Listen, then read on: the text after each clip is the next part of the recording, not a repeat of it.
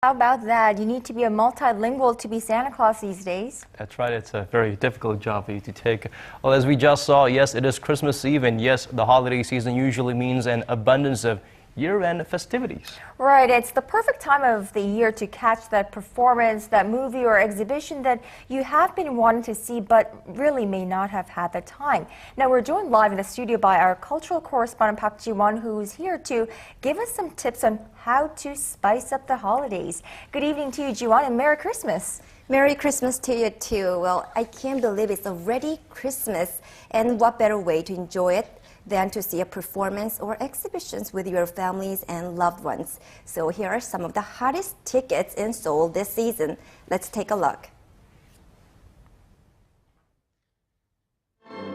The most Christmassy performance of this festive season is undoubtedly the Nutcracker.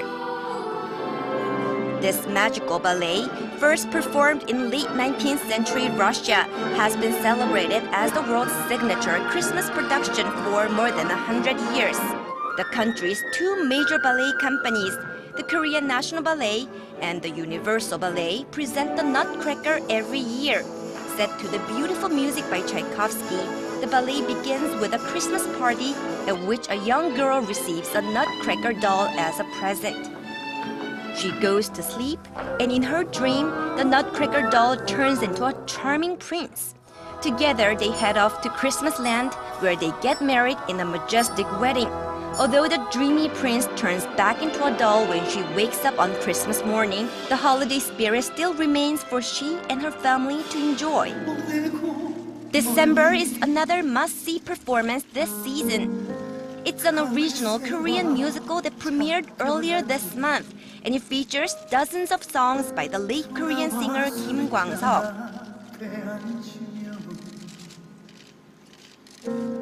The original musical was created by those who still remember Kim's heartfelt songs and lyrics, and it commemorates the 50th anniversary of the legendary Korean singer's birth. Kim Jun-soo from the K-pop group JYJ plays the leading role, and acclaimed theater and film director Jang Jin produces. For theater fans and those who'd like a bit of traditional culture on this Christmas holiday, the National Theatre Company of Korea is now presenting Lady Hong in the Palace until the end of the month. The play is inspired by the true story of Lady Hong. She was the mother of King Jeongjo, the 22nd king of the Joseon dynasty, and the wife of the tragic crown prince Sado, who was left to die locked up in a chest by his father, King Yeongjo, in the 18th century.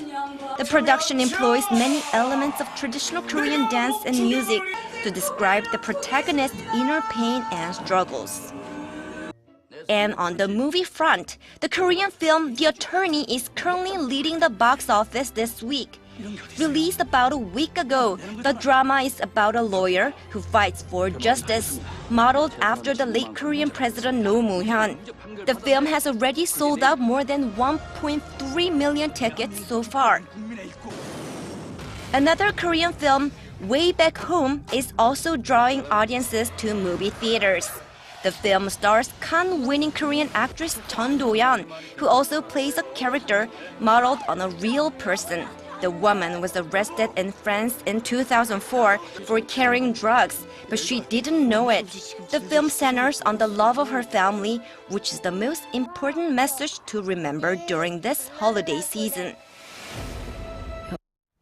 I mean, Ji-won, this is the case every holiday season, but this holiday season especially, there seems to be an abundance of stunning performances and amazing films. I especially really want to see the Nutcracker, which is my all-time Christmas ballet, which I plan on doing this evening. Well, I really did watch two of the movies you recommended, and I'm really looking forward to December, featuring the songs of late singer Kim Kwang-seok. I think it's going to be a really emotional roller coaster ride for fans of this particular singer, right? Right, I heard it's really good. But if you are more of a visual art person, well, you might want to also check out the nation's museums. Most museums opens on Christmas Day from 9 a.m. to 6 p.m. But I recommend the Seoul branch of the National Museum of Modern and Contemporary Art Korea, which opened last month. or the National Museum of Korean Contemporary History, which opened a year earlier. Wow, that's a lot of things to do that we could do on Christmas Day. Do you want any other recommendations?